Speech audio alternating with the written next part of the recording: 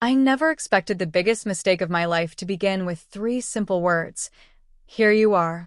The smiling assistant placed a gleaming white garment bag into my hands before I could say anything. Everyone around me was moving too fast to notice the confusion. Someone adjusted my appointment card. Another handed me a pair of satin shoes, and a cheerful stylist said, "The fitting room is ready. The bride shouldn't be kept waiting." I opened my mouth to explain that I wasn't the groom, the bride, or even a customer looking for a wedding dress. I had only come to deliver a package for my aunt. But the words never escaped. For a second, I looked at the elegant dress peeking through the garment bag, then at the excited faces around me. Something deep inside whispered, "What if you just see what happens?" I had hidden my fascination with beautiful dresses for years, always believing it was something I had to keep secret. Standing inside the most luxurious bridal boutique I had ever seen, surrounded by sparkling mirrors and soft golden lights, I felt as if fate had quietly opened a door I had been afraid to touch my entire life. The boutique looked more like a palace than a clothing store. Crystal chandeliers reflected across polished marble floors. Every dress seemed to glow under warm lighting. The air carried the scent of fresh flowers and expensive perfume. Brides laughed with their families while consultants carefully adjusted lace veils and delicate trains. Everything felt magical, almost unreal. I clutched the garment bag tighter, telling myself I would explain the misunderstanding in another minute. Just one more minute. A young stylist appeared beside me, with a bright smile. "This way, please." Before I could answer, she guided me toward a private fitting suite. Inside was a large mirror stretching from floor to ceiling. Elegant chairs surrounded a raised platform where brides usually admired themselves for the first time. Fresh roses decorated the room, and soft instrumental music played quietly in the background. She carefully unzipped the garment bag. My breath caught. The dress was breathtaking. It was made of smooth satin with delicate lace sleeves and tiny pearl details sewn across the bodice. The skirt flowed gracefully, catching every beam of light like fresh snow. It looked less like clothing and more like a dream someone had stitched together. "I'll help you into it," she said naturally. For a moment my heart pounded so loudly, I thought she could hear it. I've never." She laughed softly. "Almost every bride says that." Her words made me smile despite my nervousness. She stepped outside to prepare the accessories, leaving me alone. I stared at the dress hanging before me. My hands trembled. Ever since I was a teenager, I had secretly admired elegant fashion. Whenever I walked past boutique windows, I wondered what those fabrics felt like. I had spent countless evenings sketching dresses in notebooks I never showed anyone.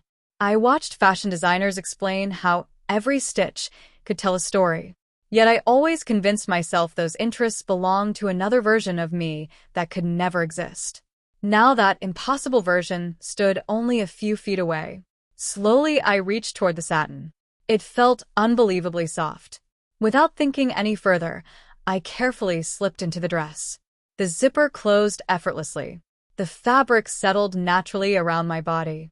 I stood frozen. Not because I looked like someone else. Because, for the first time in years, I felt strangely peaceful. The mirror reflected someone who looked nervous, yet genuinely happy.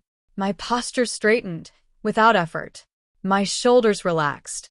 I couldn't stop looking at the careful details around the neckline or the graceful way the skirt moved whenever I shifted my weight. A quiet knock interrupted my thoughts. The stylist returned carrying a simple veil. "Oh my goodness," she whispered. I immediately looked down. "I'm sorry. I should explain." Instead of interrupting me, she smiled warmly. "The dress fits beautifully." I blinked in surprise. She gently placed the veil over my hair and adjusted it with incredible care, treating me with the same kindness she showed every customer walking through the boutique. No questions. No strange expressions. Just simple professionalism. That unexpected kindness meant more than she could possibly know. As she stepped back, another consultant entered holding a small bouquet of white roses. "The photographer is almost ready," she said. "Photographer?" My heart skipped. "What photographer?" She looked confused. "For the boutique's bridal showcase, of course." Everything suddenly made sense. The real bride must have been scheduled for promotional photographs. Someone had mistaken me for the model arriving for the session. I think there's been a misunderstanding, I finally managed to say. Before either consultant could answer, the boutique manager hurried into the room carrying a clipboard. There you are. We've been looking everywhere. He paused the moment he saw me standing beneath the chandelier. His expression slowly changed. Not to anger, not to confusion, to complete silence. For several long seconds, nobody spoke. Finally, he looked at the appointment sheet, then back at me. I believe, he said carefully, we may have made a rather unusual mistake. My stomach dropped. Here it comes, I thought. The embarrassment, the apologies, the awkward explanations.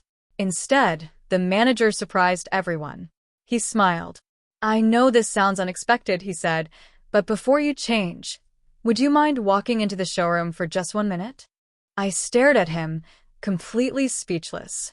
He continued, there's something I'd like our design team to see. I had entered the boutique as an anonymous delivery helper carrying a small package. Now, every step toward the showroom felt like it might change my life forever. I should have walked away. Every sensible thought in my mind told me to change back into my own clothes, apologize for the misunderstanding, and leave before anyone else noticed. But something in the manager's voice wasn't demanding or manipulative. It sounded genuinely curious, as though he had seen something I couldn't yet understand. The stylist smiled reassuringly. Only if you're comfortable. Comfortable. It was a strange word.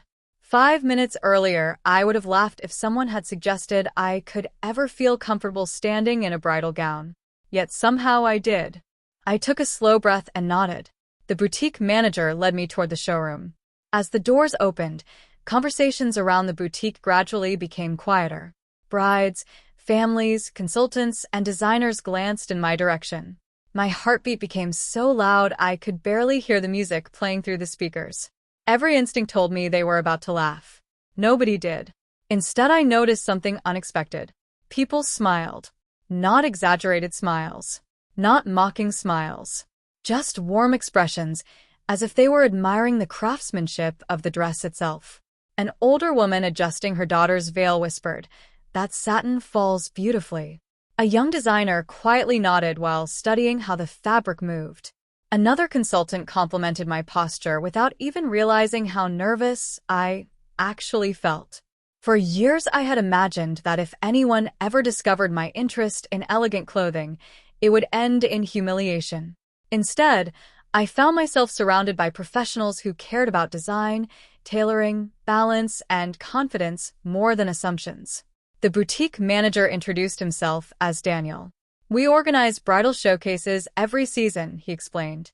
Most people think the dress creates elegance. He smiled. I've learned it's confidence that brings a dress to life. His words stayed with me. Confidence.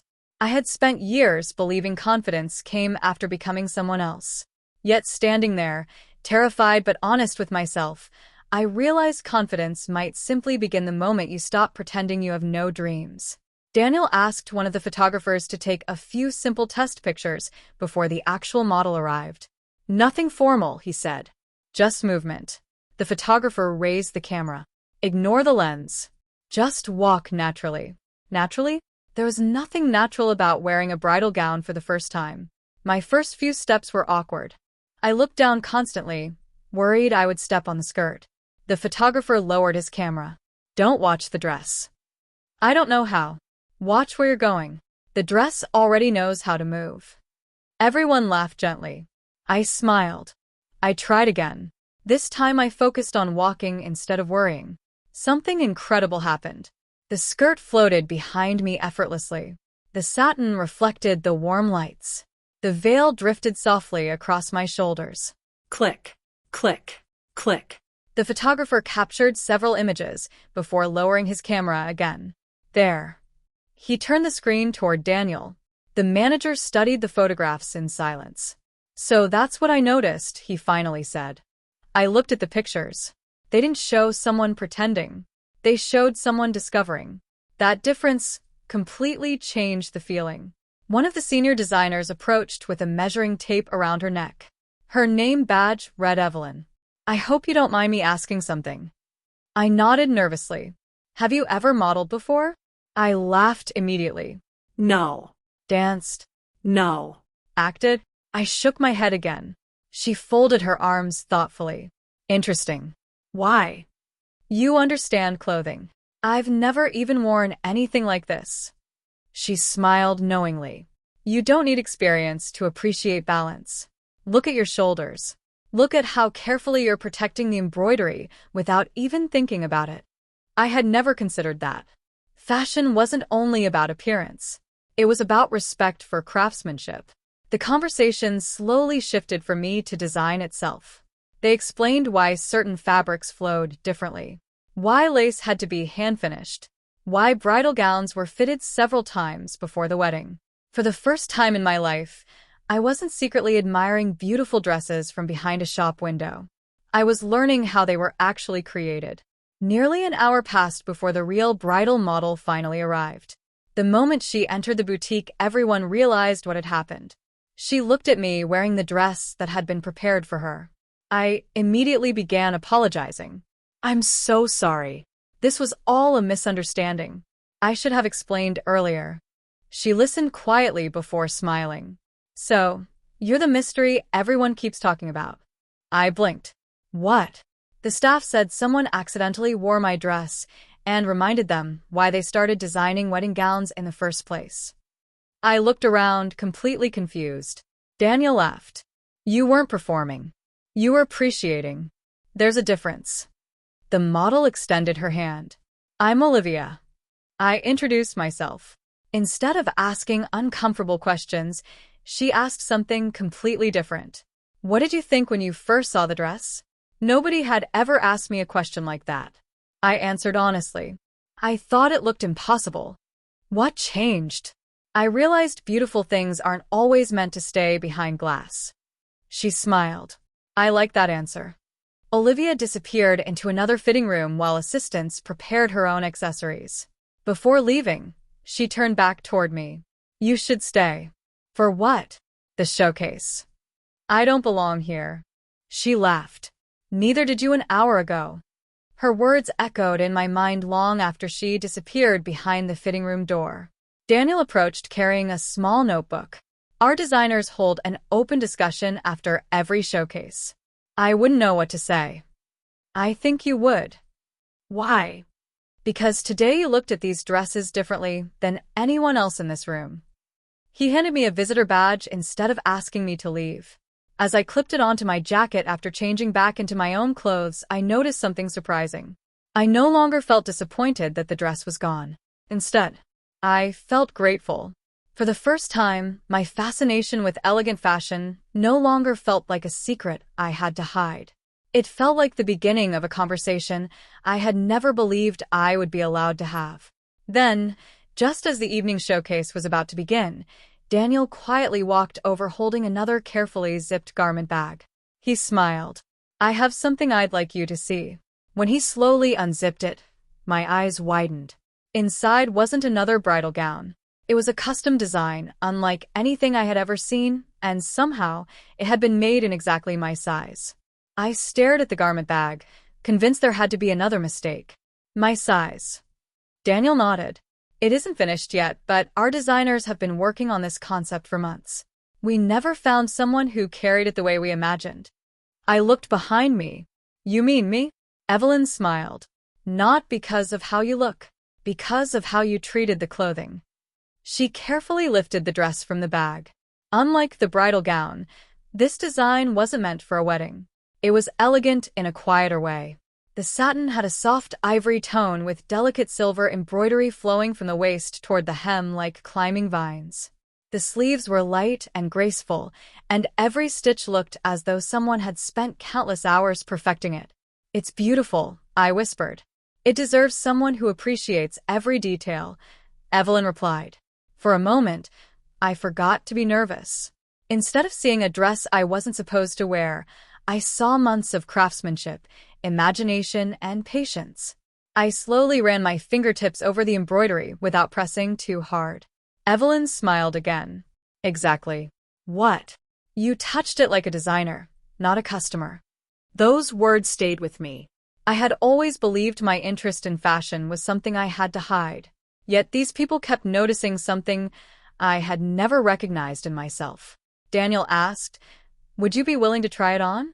No cameras, no audience, just us. This time, I didn't hesitate. Yes. Back inside the private fitting room, the atmosphere felt completely different from before. There was no confusion now. No mistaken identity. Everyone knew exactly why I was there. The dress slipped on even more comfortably than the bridal gown had. When the zipper closed, Evelyn adjusted the shoulders with practiced hands. There. She stepped back. I turned toward the mirror. For several seconds, I couldn't speak. The dress fit almost perfectly, as though it had quietly been waiting for someone exactly my shape. The flowing skirt moved naturally with every breath, and the embroidered details caught the warm light without overwhelming the design. I wasn't trying to become someone else. I simply felt calm. Daniel folded his arms with a satisfied smile. That's what we were missing. What do you mean? The design always looked beautiful on the mannequin. He pointed toward me. Now it looks alive. I felt my face grow warm. I've never modeled. I'm beginning to think that isn't the point. Evelyn handed me a pair of elegant low heels. Only if you're comfortable. I nodded. Walking in them took concentration, but after a few careful steps I began to understand why posture mattered so much. Every movement became slower, more intentional. Instead of rushing, I naturally paid attention to balance. The photographer happened to pass the doorway and stopped. I thought there weren't supposed to be any more photos.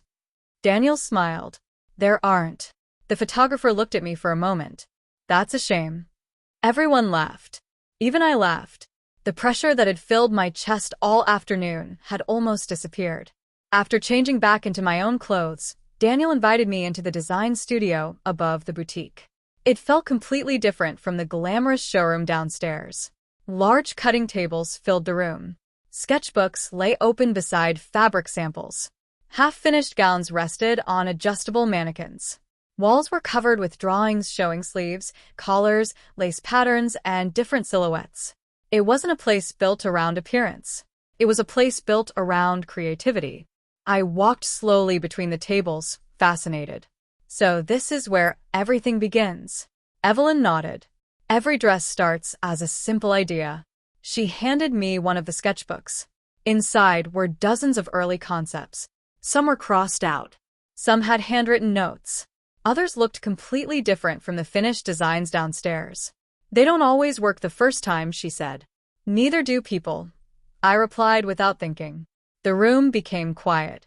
Daniel smiled. I like that.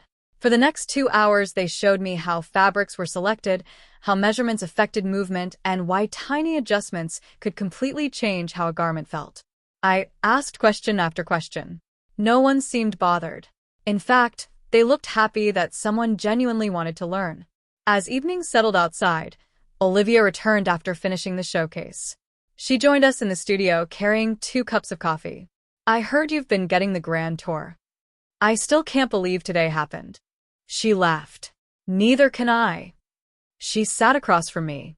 Can I ask you something? Of course. When you first walked into the boutique this morning, what were you actually here for? I smiled. I was delivering a package for my aunt. She burst into laughter. So the biggest surprise in today's schedule wasn't even supposed to be here. Exactly. She became thoughtful. Funny how life works. I nodded. If they hadn't mistaken me for someone else, I would never have stepped inside that fitting room. And if you had immediately walked away, I probably would have spent years wondering what might have happened. She looked at me seriously. Then promise yourself something. What? The next time an opportunity scares you, don't run from it quite so quickly. I quietly nodded. That promise felt important. Before leaving for the night, Daniel stopped me near the entrance. I'd like to offer you something. My stomach tightened. What is it? A temporary internship. I blinked. An internship? Nothing complicated. He smiled. You'd observe fittings, help organize fabrics, learn basic garment care, and spend time with our design team. I don't have any qualifications. You have curiosity. He shrugged. We can teach the rest. I stood there speechless. 24 hours earlier, I had been living an ordinary routine, keeping my love for elegant fashion locked away inside my imagination.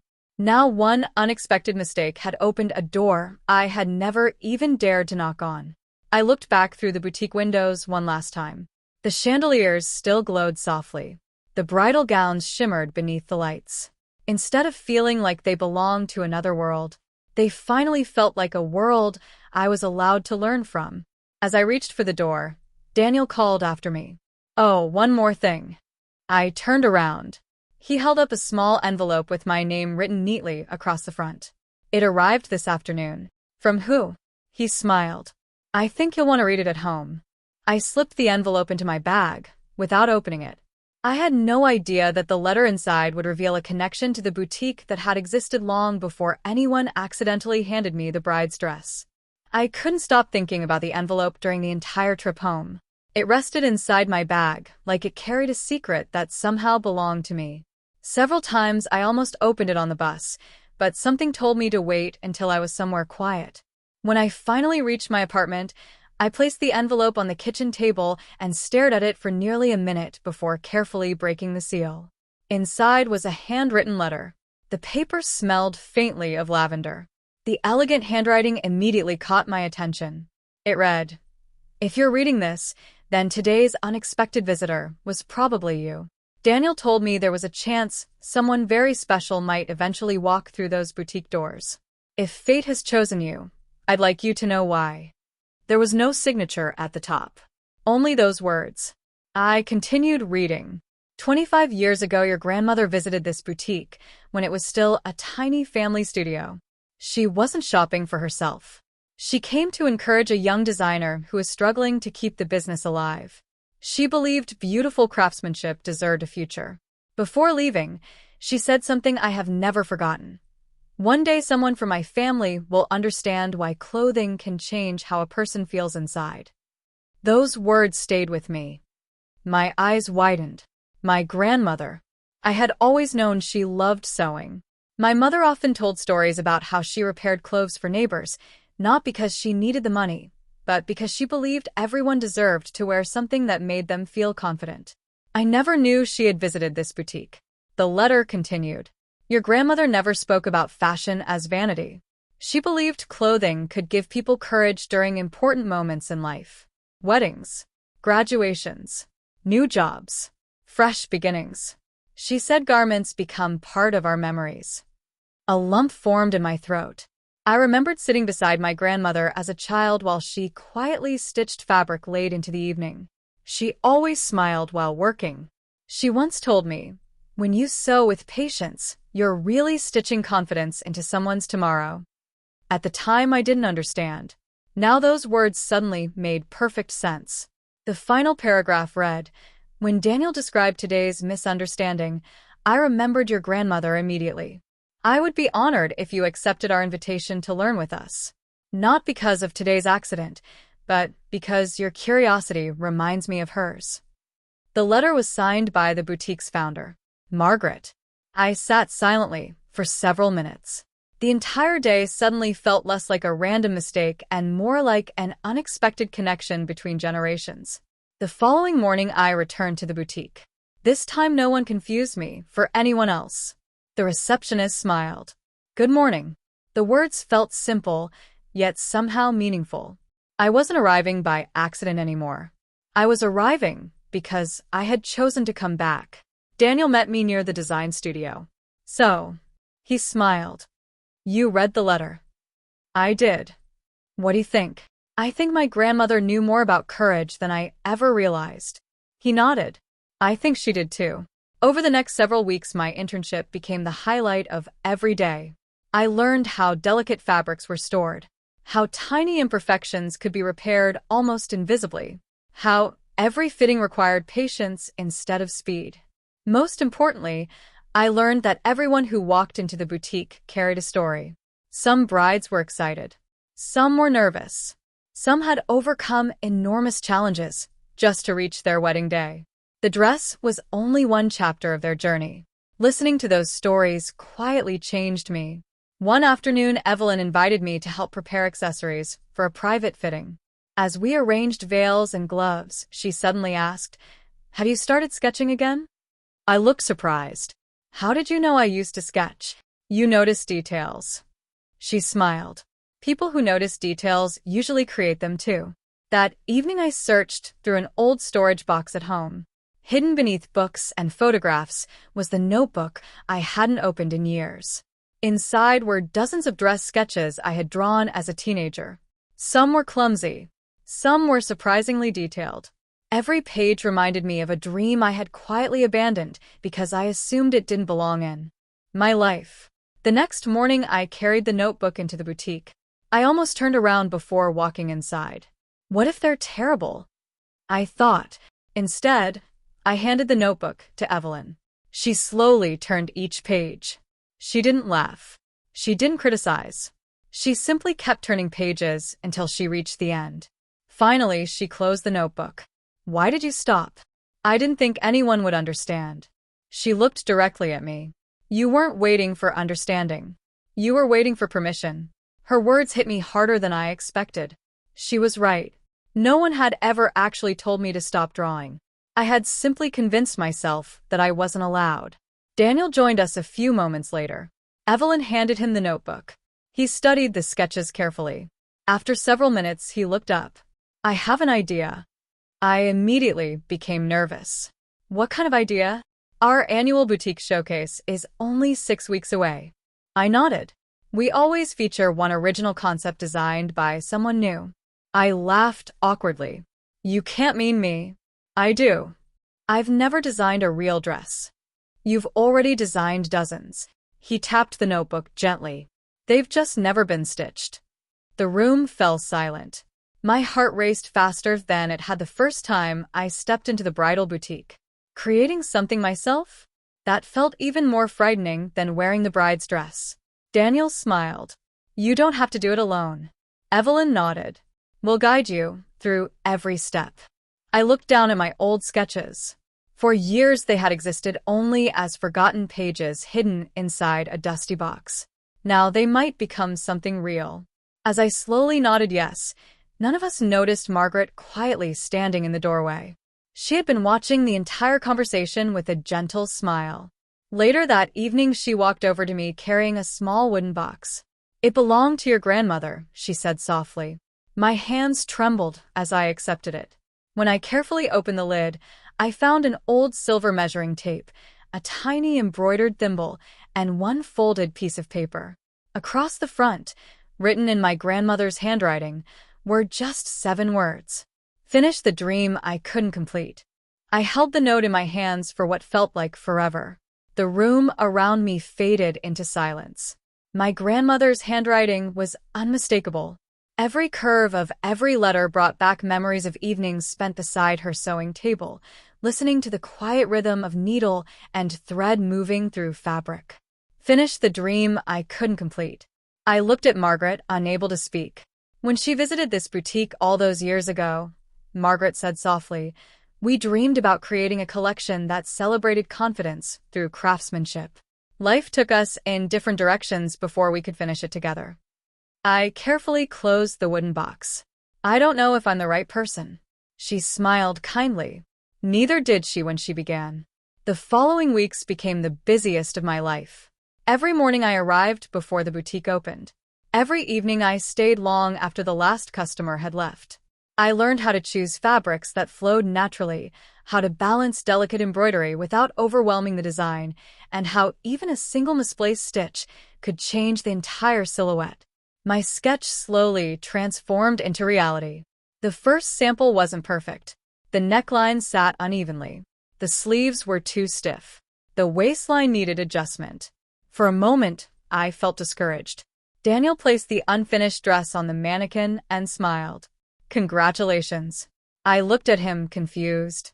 "For what?" "You've made your first mistake." "I've made dozens." "Exactly." He laughed. "That's how every designer starts." Instead of throwing the design away, we improved it piece by piece. Every revision taught me something new. Every correction made the dress stronger. As the annual showcase approached, Excitement filled the boutique. Designers worked on final adjustments while photographers prepared lighting, florists arranged fresh flowers, and musicians rehearsed soft instrumental pieces that would accompany the evening. A week before the event, Olivia returned. She immediately noticed the nearly finished gown standing on the mannequin. "Is this yours?" I nodded nervously. "What do you think?" She walked around it slowly, without saying a word. My heart pounded. Finally, she smiled. "It tells a story." Relief washed over me. That's the nicest compliment anyone could give. She looked at me. "Will you let me wear it during the showcase?" I froze. "You would?" I'd be honored. The night of the showcase finally arrived. The boutique looked even more beautiful than it had the day I accidentally walked through its doors. Crystal chandeliers sparkled overhead. Guests filled every seat. Designers from neighboring studios, local artists, and longtime customers gathered to celebrate another year of craftsmanship. Backstage, I stood quietly watching everyone prepare. 6 weeks earlier, I had been too nervous to admit I admired elegant fashion. Now I was standing behind a runway, waiting to see a dress inspired by my own sketch. Daniel walked over. "Nervous?" "A little." He smiled. "Good." "Why good?" "It means you care." The lights dimmed. Soft music filled the room. One by one, beautifully crafted gowns appeared on the runway, each greeted with warm applause. Then came the final presentation. The announcer spoke calmly. Our closing design was created by someone whose journey began with an unexpected mistake. It reminds us that inspiration sometimes arrives when we least expect it.